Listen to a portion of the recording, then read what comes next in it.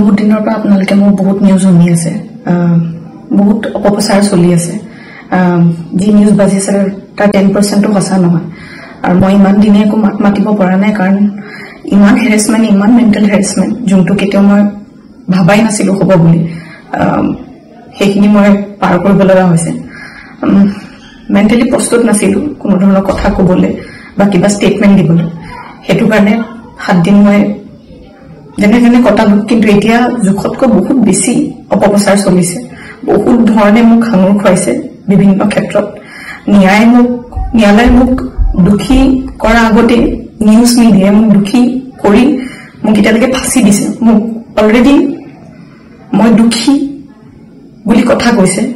আৰু বহুত ধৰণৰ নিউজ বিভিন্ন ধৰণৰ নিউজ য'ত মোৰ কেছটো ট্ৰেডিঙৰ ওপৰত আছিলে কিন্তু এতিয়া কেছটো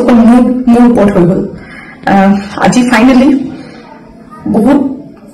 বহুত দিনৰ পিছত সাহস কৰি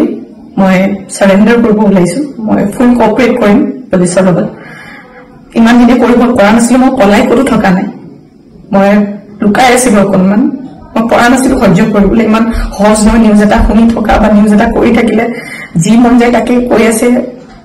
কোনো ধৰণৰ তথ্য নোহোৱাকে কথা কৈ আছে মই ভাবিছিলো ইমানখিনি কেতিয়াও নিউজ মিডিয়াই নকৰে ইমান তথ্য নথকাকে ইমান নিউজ নবজায় কিন্তু আজি নিউজৰ মিডিয়াৰ ফলত মই আজি দুখী গোটেই মানুহৰ আগত মোৰ মান সন্মান মোৰ মা দেউতা মোৰ পৰিয়ালৰ গোটেইবোৰ উলংঘ হৈছে আৰু এতিয়া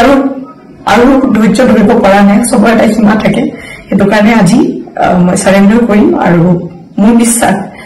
যে তথ্য চাই ন্যায়ালয়ে ডিচিশ্যন ল'ব আৰু মিডিয়াৰ নিউজ চাই নহয় সো আজি মই সাৰেন্ডাৰ কৰিম আৰু মই ফুল কোঅপাৰেট কৰিম পুলিচৰ লগত আৰু মোৰ বিশ্বাস